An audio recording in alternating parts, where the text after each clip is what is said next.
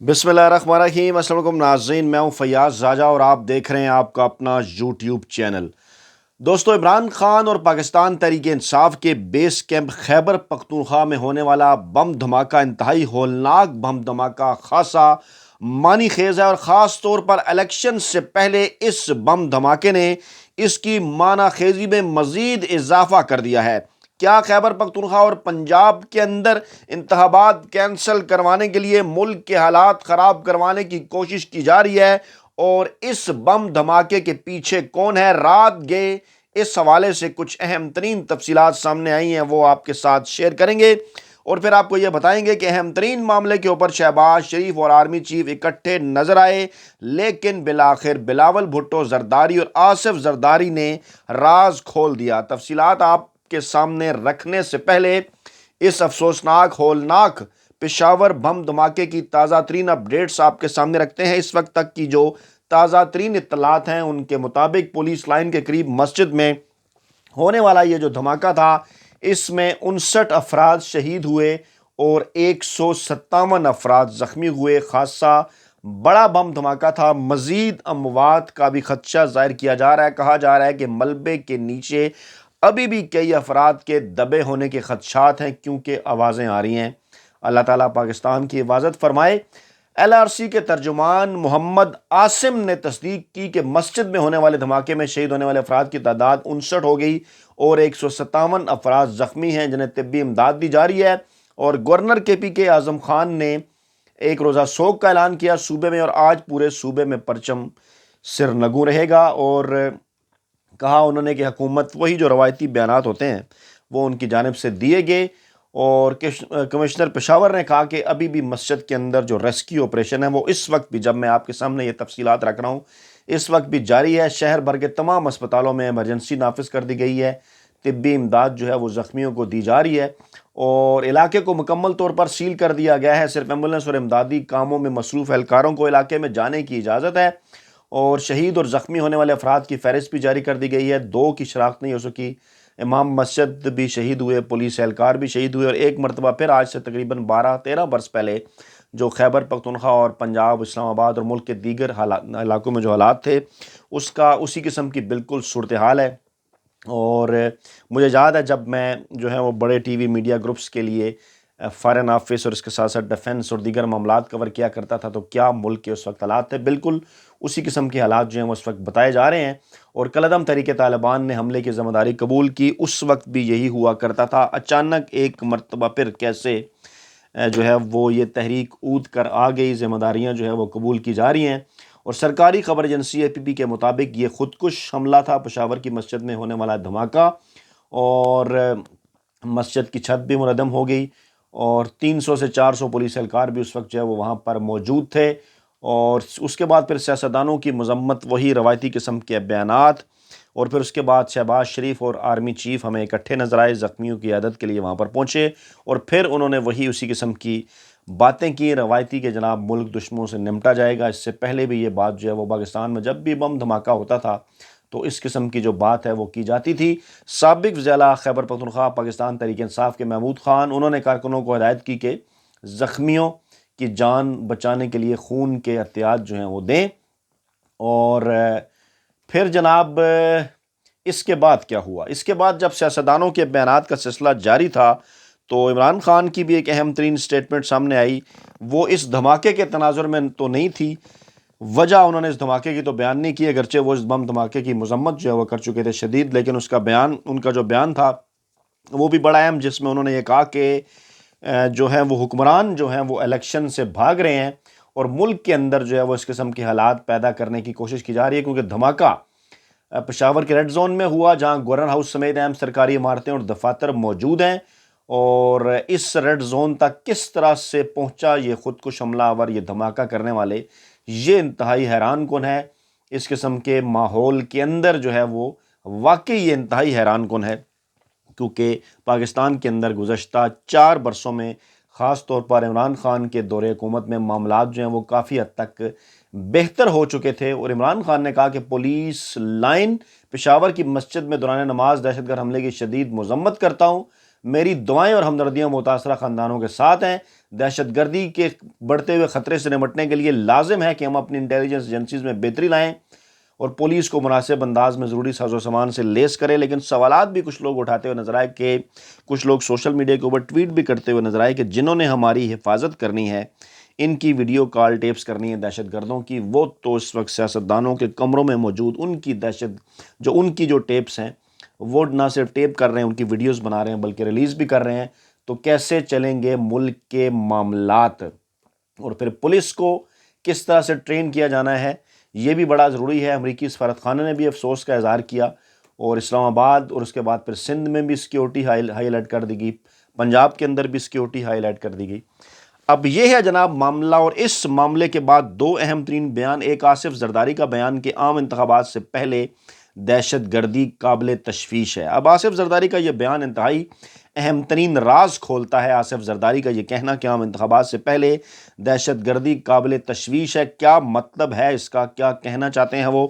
اور پھر بلاول بھٹو زرداری کا بیان کہ عام انتخابات سے پہلے دہشت گردی معنی خیز ہے۔ آپ کو ذہن میں رکھنا ہوگا کہ 2018 کے انتخابات جب ہوئے تو اس وقت بھی ملک کو سخت ترین بدترین دہشت گردی کا سامنا تھا، لیکن اس ماحول کے اندر بھی الیکشن ہوئے، اور آج ماحول اس سے کہیں زیادہ بہتر ہیں۔ لیکن آوازیں اٹھنا شروع ہو چکی ہیں، چاہے وہ گورنر KPK ہوں، دیگر لوگ ہوں جو ملک میں امن و امان کی صورتحال کے حوالے سے بھی بات کر رہے ہیں، اور ذرائع کا یہ دعویٰ ہے کہ خفیہ ہاتھ پاکستان کے اندر الیکشن ملتوی کروانا چاہتا ہے، خاص طور پر پنجاب اور خیبر پختونخوا کے صوبائی اسمبلیوں کے انتخابات، جو کہ آئین اور قانون کے مطابق 90 دنوں کے اندر 15 اپریل کے آس پاس ہونا ضروری ہے۔ اس وقت کے بعد جب سے عمران خان پاکستان تحریک انصاف کے سربراہ نے جنوری کے وسط میں پنجاب اور خیبر پختونخوا کی جو صوبائی اسمبلیاں تھیں وہ اپنے ارکان کی مشاورت کے بعد توڑ ڈالی تھیں، ذرائع کا یہ دعویٰ ہے کہ موجودہ PDM کی امپورٹڈ حکومت الیکشن میں جانے کے لیے ہرگز تیار نہیں، کسی طور وہ ان الیکشن کے اندر عمران خان کا مقابلہ نہیں کر سکتے، شکست ان کی یقینی ہے، اور ایسے میں خفیہ ہاتھ ایکٹیو ہے کہ کسی نہ کسی طریقے سے پاکستان کے امن و امان کی صورتحال کو یا پھر معاشی حالات کو ذمہ دار قرار دے کر ملک میں الیکشن ملتوی کر دیے جائیں۔ معاشی حالات کا ذکر آیا تو معاشی حالات بھی آپ کے ساتھ شیئر کرتے ہیں، کیونکہ یہ تمام تر معاملہ آپس میں جڑا ہوا ہے۔ تو جناب ہوا کچھ یوں آج کہ ڈالر مسلسل تیسرے دن بلند پرواز، 7 روپے مزید اضافہ ہو گیا، اونچی اڑان جاری۔ انٹر بینک میں 7 روپے اضافے کے بعد یہ پہنچ گیا جناب 270 روپے پر، 2.61% روپے کی قیمت میں گراوٹ ہوئی۔ کل 262 روپے 60 پیسے تھا، آج تقریباً 7 روپے بڑھ کے 270 روپے تک جا پہنچا۔ اور دوسری جانب کہا یہ جا رہا ہے کہ مارکیٹ انٹر بینک ریٹ جو ہے وہ ڈالر کا 275 روپے تک جا سکتا ہے۔ ڈالر کی سپلائی ابھی تک بحال نہیں ہوئی، نہیں معلوم کہ بینکوں کو کہاں سے سپلائی آنی ہے، لیکن اس کا کوئی انتظام نہیں۔ اور دوسری جانب اگر اوپن مارکیٹ کی بات کر لی جائے تو وہاں تو جناب 300 روپے کے اندر بھی ڈالر اس وقت نہیں مل رہا۔ اور یہ ہے جناب کارنامہ اسحاق ڈار صاحب کا کہ جن کے آنے کے بعد بلند و بانگ دعوے کیے گئے ڈالر کو 200 سے نیچے لانے کا، لیکن جناب یہ معاملہ تو 300 سے بھی اوپر جا پہنچا۔ دوسری جانب پیٹرول کی قیمتوں میں اضافہ، 250 روپے لیٹر پیٹرول کے بعد ملک بھر میں پبلک ٹرانسپورٹ کے کرایوں میں اضافہ کر دیا گیا۔ عوام چیخ اٹھے، کراچی سے حیدرآباد 100 روپے 500 سے بڑھا کے 600، اور لاہور سے راولپنڈی، فیصل آباد، ملتان میں بھی 100 روپے فی سواری، لاہور سے گجرانوالہ 50، اور اسی طرح سے ملک کے دیگر حصوں میں جو inter city transport, inter city 20 سے 40 روپے تک کا اضافہ، بین الضلعی 50 سے 70 روپے تک اضافہ، بین الصوبائی 200 سے 300 روپے تک اضافہ۔ اور اس کے نتیجے میں اب اشیاء خور و نوش کی قیمتیں بھی آسمان سے باتیں کریں گی۔ آٹا پہلے ہی نہیں مل رہا، اس کی قیمت 150 روپے فی کلو تک جا پہنچی۔ گوشت مرغی کی قیمت آپ کے سامنے، گھی آئل کی قیمت آپ کے سامنے۔ ان حالات کے اندر یہ ہے وہ معاشی معاملات، اور جو اس سے پہلے میں نے آپ کے سامنے امن و امان کی صورتحال کے حوالے سے پشاور کا واقعہ شیئر کیا۔ ان تمام تر معاملات کے بعد خفیہ ہاتھ کی یہ کوشش کہ کسی نہ کسی طریقے سے یا تو پاکستان کے اندر ایمرجنسی کا بہانہ بنا کر انتخابات کو کینسل کروا دیا جائے، یا پھر ایک ایسی نگران سیٹ اپ جو کہ سال سے 1.5 سال کے عرصے پر مشتمل ہو، اس کو لایا جائے اور اس کے ہاتھوں پر IMF کی ڈیل جو ہے وہ بندھے اور آگے بڑھے پاکستان۔ ان کے خیال میں IMF کا وفد بھی پاکستان پہنچ چکا۔ تازہ ترین اطلاعات کے مطابق پہلے 4 دن ٹیکنیکل معاملات کے اوپر بات چیت ہوگی، اس کے بعد ذرائع کا یہ دعویٰ ہے کہ عوام کو ابھی مزید قربانیاں دینا پڑیں گی۔ جی بالکل، عوام تیار رہیں، عوام نے ابھی مزید قربانیاں دینی ہیں۔ اور پیٹرول کتنا حکومت مہنگا کر سکتی ہے؟ کہا یہ جا رہا ہے کہ مزید 15 سے 25 روپے تک کا اضافہ پیٹرول فی لیٹر قیمت میں کیا جا سکتا ہے IMF کی شرائط کے اوپر پورا اترنے کے لیے، تاکہ PDL کو 50 سے سب پیٹرولیم لیوی جسے کہتے ہیں، تاکہ اس کو 50 روپے فی لیٹر تک بڑھایا جا سکے۔ اس وقت وہ 40 روپے فی لیٹر ہے، یعنی 10 روپے اضافہ تو ہر صورت انہوں نے IMF کو اس کی شرائط پوری کرنے، اس کو خوش کرنے کے لیے کرنا ہے۔ دوسری جانب اطلاعات کے مطابق حکومت نے 600 ارب روپے کے اضافی ٹیکس لگانے کی بھی تیاری کر لی، اور IMF وفد کی آمد کے موقع پر یہ تیاری مذاکرات میں طے ہوگا کتنے نئے ٹیکس لگائے جائیں گے، کتنے نان ٹیکس اقدامات کیے جائیں گے، اور اس کے بعد ہی جناب IMF قرضہ بحالی کا معاملہ آگے بڑھے گا۔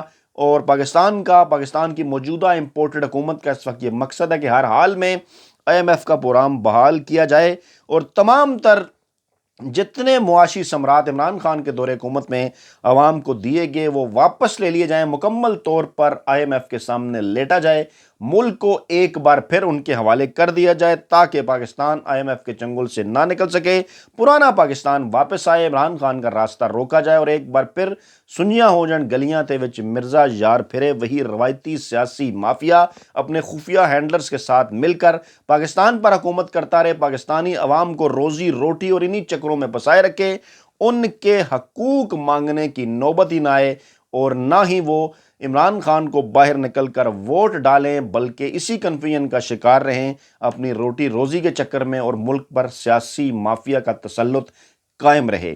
اور اسی دوران ایک اور اہم ترین اور بڑی خبر، الیکشن کمیشن کے خلاف نام نہاد نفرت پھیلانے کے کیس میں فواد چودھری کو جوڈیشل ریمانڈ پر جیل بھیج دیا گیا۔ آپ کو یاد ہوگا پہلے جیل بھیجا گیا، پھر الیکشن کمیشن نے درخواست دی، پھر واپس لا کے ایک بار پھر جسمانی ریمانڈ 2 دن کا دے دیا گیا، اور آج 2 روزہ جسمانی ریمانڈ مکمل ہونے پر جوڈیشل مجسٹریٹ وقاص احمد راجہ کی عدالت میں پیش کیا گیا، اور فیصل چودھری نے عدالت سے فواد چودھری کی ہتھکڑی کھولنے کی استدعا کی۔